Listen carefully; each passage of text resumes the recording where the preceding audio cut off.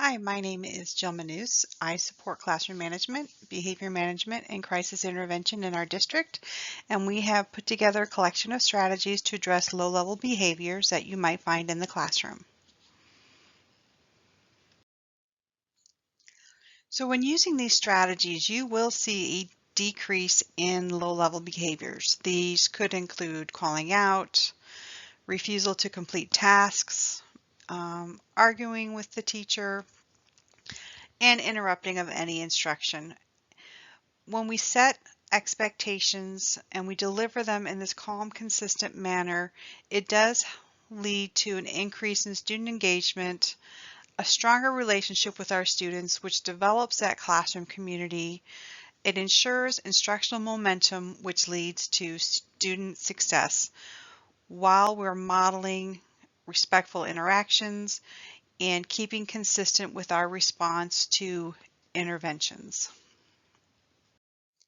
Now this document can be used in two different ways. It could be viewed as a whole and discuss strategies that might be relevant to your classroom, or you can just click on a specific tip and learn more about it and take a deeper dive.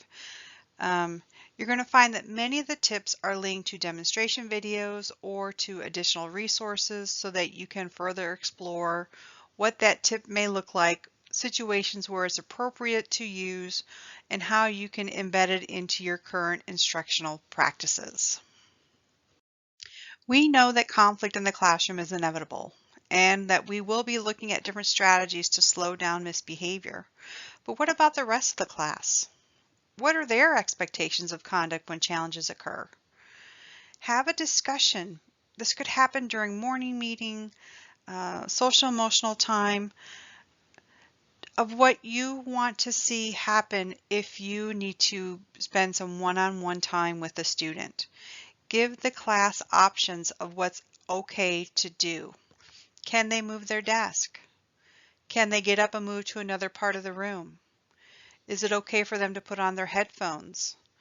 Do they all have a book in their desk that they can pull out? You want them to have something to do other than watch or encourage the misbehavior. And then give them an opportunity to practice that. Maybe once or twice a day. Okay, class, this is drill time. Everybody take out their book. Or, okay, class, I just need 2 minutes. Please take out your book or put your head down and take a break. Giving them that opportunity to practice ensures success when the skill is needed. And then when a crisis happens, give them a reminder. Remember, class, you can move to the other side of the room or you can get out your headphones so that you have peace of mind working with the student one-on-one, knowing that your class is engaged in expectations that you have set. Proximity control is about managing your space and using the most important and valuable resource in the classroom. You. You are the most rewarding thing in the classroom. And there's 3 steps to using proximity, and there is a video linked into this slide to see an example of what proximity control looks like. And the first part of proximity control is withitness, and that is knowing where everyone is, what they're doing, and if they're doing what's expected, to really be mindful of your students. And this happens through visual scanning of the classroom and scanning auditorily. You know what the computer area of your classroom should sound like. You know what center group should sound like. So both keeping an eye and an ear on the pulse of the classroom can really help you manage and intervene as early as possible if a situation arises. The second part is you can use this during instruction, and you should use this during instruction. We can oftentimes get stuck in the front of the room, right? The sage on the stage, both literally and figuratively. Sometimes we just get tied to the board or to the overhead, and sometimes our rooms are just too small to manage physically getting around the room. So we do want to use eye contact to make sure that we connect visually with the back of the room if we cannot get there. We want to make sure that we have times embedded in our lessons where we can venture from the board and walk down a row and come back up as we're talking to really link the content and your instruction together. And they know that you are monitoring them, because when behavior is being observed, it's being changed. So when they know that you are watching them and working with them, it does change the pace of learning. And always work the room in an unpredictable pattern if possible. Remembering eye gaze is very very powerful, and that when students know they're connected to you, their level of engagement and success goes up. How do students know what's expected in your classroom? Have you given them enough information?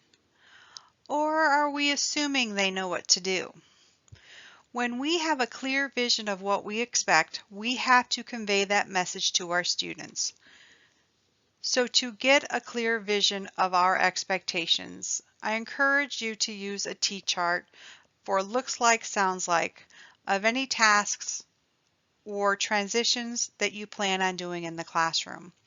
This will really help you drill down on what it is you want to see and hear when students are doing any type of task or instruction in your classroom.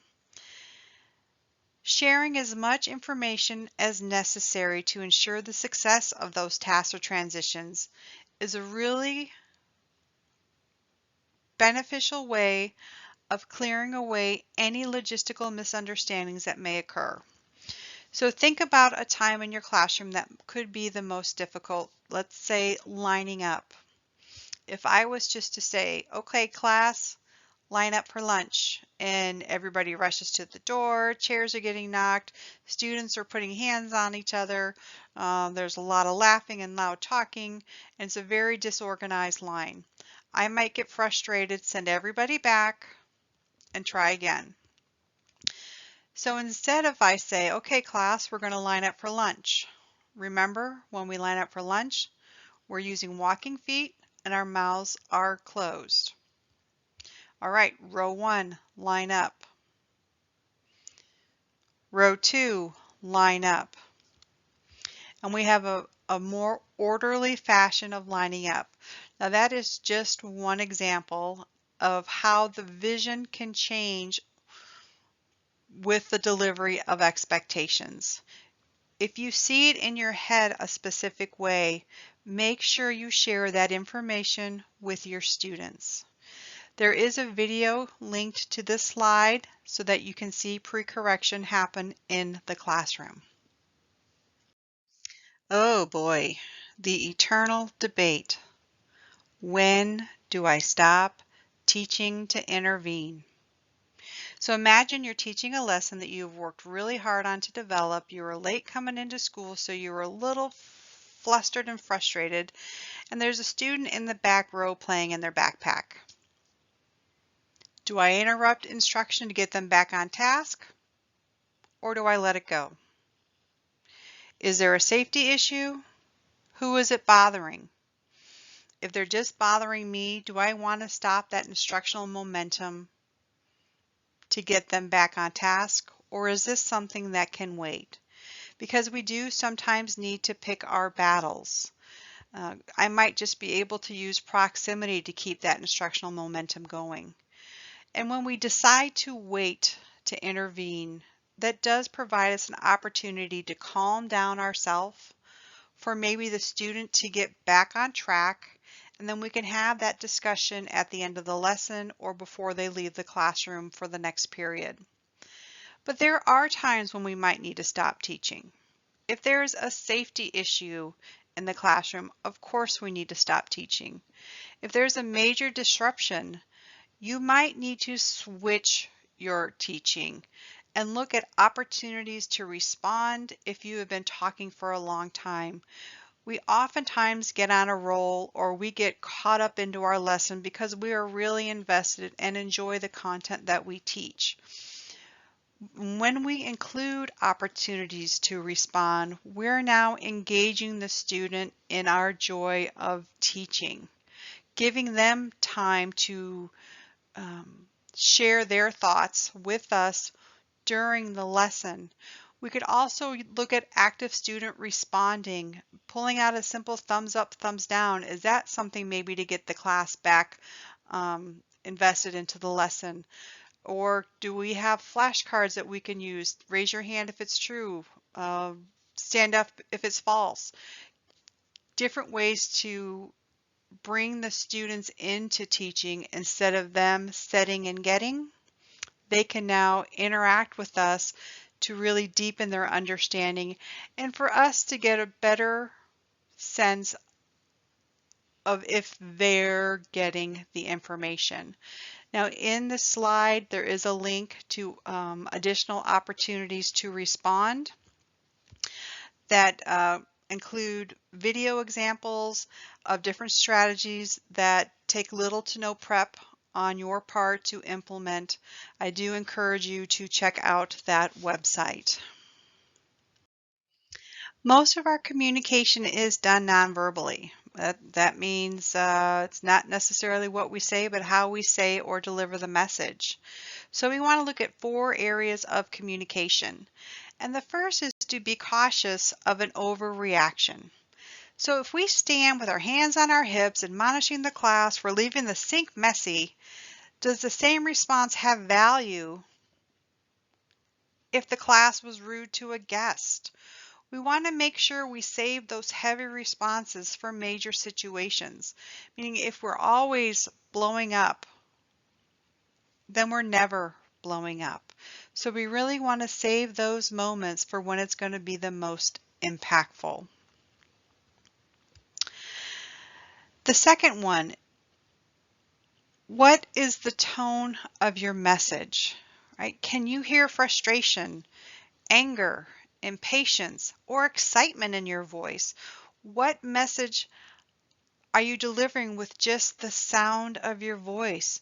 So we really need to monitor how we sound and be calm and consistent, especially when we're dealing with students who are showing us challenging behaviors.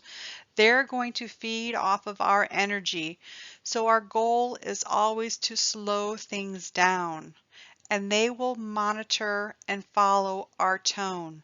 And this might actually include slowing down our rate of speech.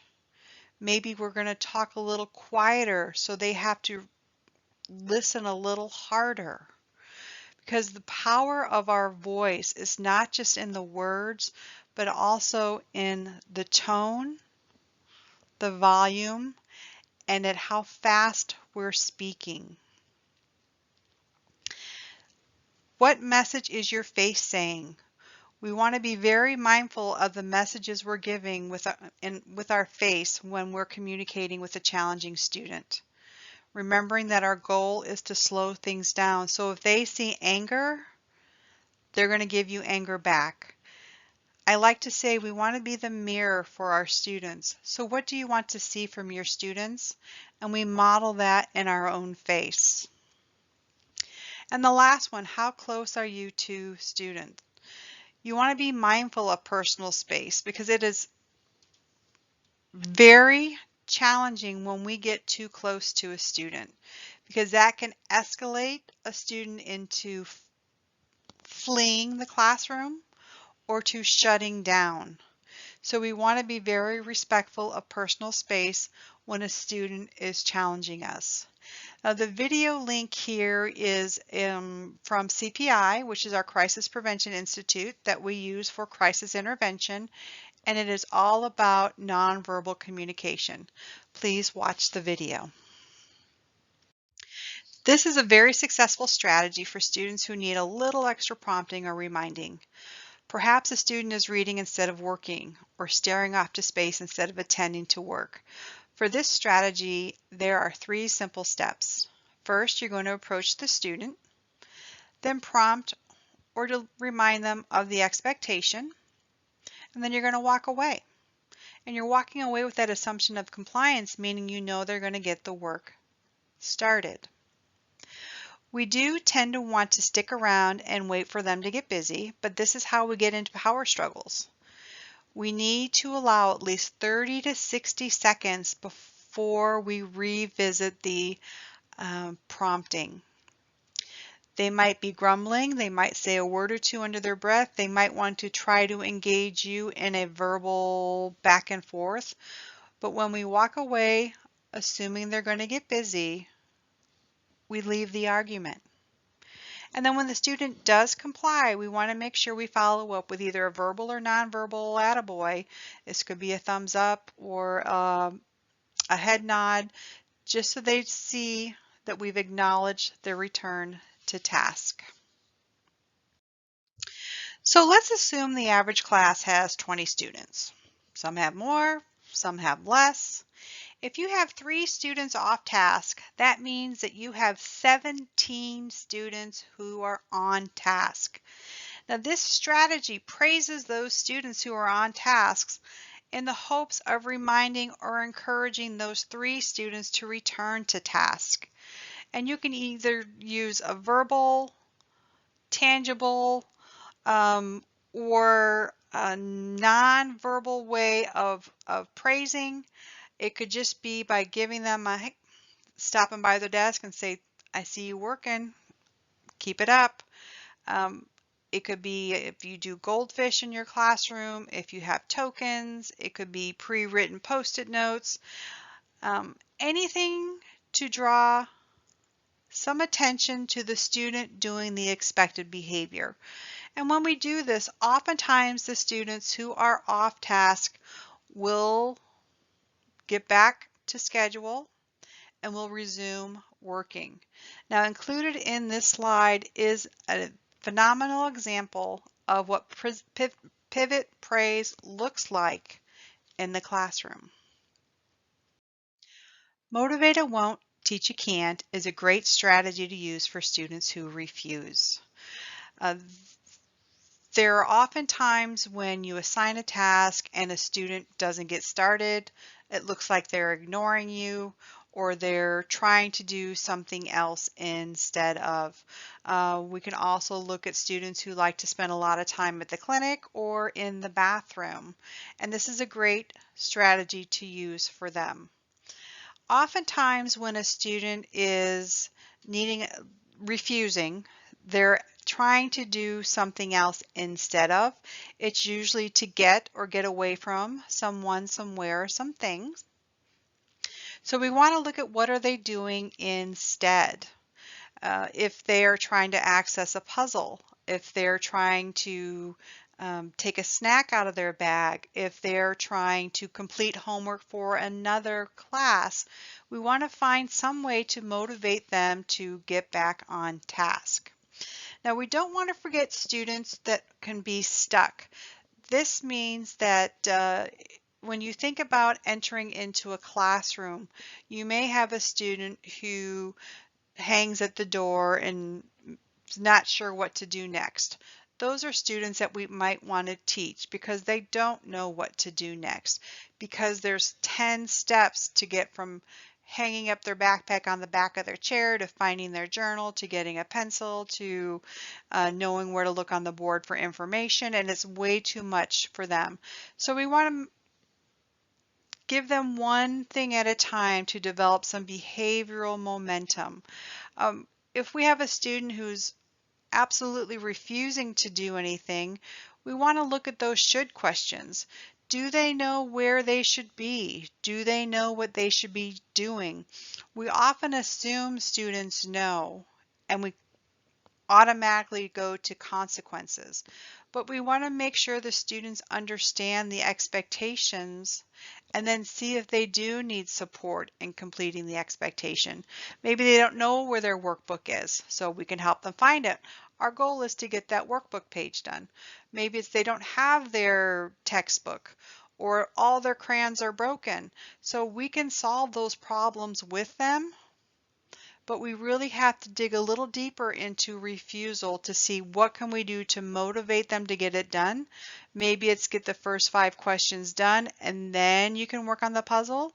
Maybe it's let's finish this page, then you can have the last 10 minutes of class to finish your other homework. That's a way to motivate a student. So working with them actually helps develop our rapport with them and shows that we respect their time and hopes that they will respect our time. And just because they could do it yesterday, we can't assume they can do it today, because we might not be aware of what happened overnight, and they could have a million things going on in their brain just like we do, and they're having a hard time catching up to where they should be. Now, I know they say you're not supposed to have favorites, but this is actually my favorite strategy of all time. Statements, not questions. So when we look at statements, not questions, it's really designed to have us think about how we communicate to our students, especially students who are challenging us. We'll often ask them, are you ready to line up? Would you like to join us for small group now? And when we ask those questions, it sounds like we're giving them an option. Because when we ask questions, we invite discussion. Discussion leads to debate, and debate is how we get into a power struggle. So when we look at statements instead of questions, we're now providing direction, not commands or demands, but direction on what to do. And when we deliver it in a neutral manner, it is most of the time complied with. So instead of saying, would you like to join us for small group? It's time for small group. Please join us. It's time to line up for lunch. We're not asking, we're stating the expectation in very clear words. A suggestion I've used with a lot of teachers is to actually write statements, not questions, on a big poster board in cursive and put it in the back of the room to remind you to look at what it is you're actually saying to the student. If you're asking them, are they ready to line up? And they tell you no, that's a legitimate answer. But if we're saying it's time to line up, we're not giving them the opportunity to say no. So statements, not questions. Write it out, put it up. It'll change your life. Non-contingent attention is a strategy we all already use. It's one of those things we can really not have too much of. And I like to consider them birthday cupcakes. And when we think back to the good old days when we could bring birthday cupcakes to the classroom, everybody got one. It didn't matter what level you were on. It didn't matter what reading group you were in. It didn't matter if you passed the last test or not. You got a cupcake. That's non-contingent attention. It's not academic based, and it's a way for us to find common interests and get to know our students as little people. We do this when we greet them at the door, when we inquire about their families or what they had for dinner or what they did over the weekend. And it opens the door to a deeper understanding of each other. You know how you hear sometimes students are surprised that teachers don't live at school.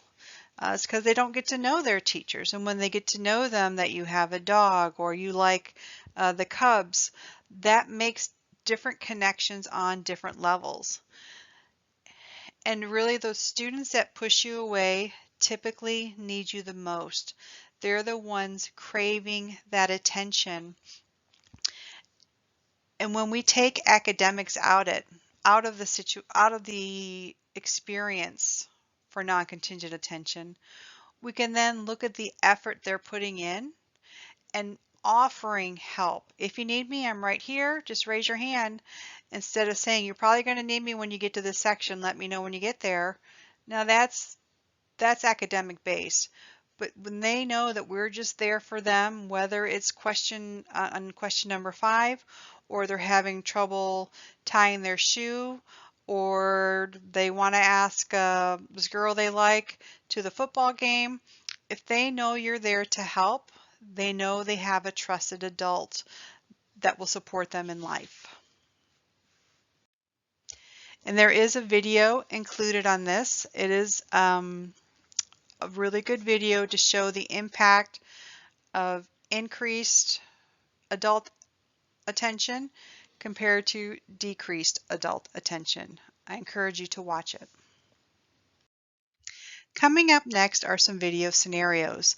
These slides were found at thebehavioradvisor.com. It's a fantastic site with a lot of information, and it's a series of videos that were taken in 1978 to show modeled student behavior. And I encourage you to work with your mentor or a peer on looking at the videos.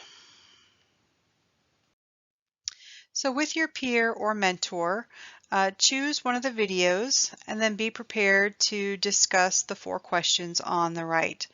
You want to consider if the situation could have been prevented, what strategies could the teacher have used, how could they have responded during the incident, and how could they have responded after the incident.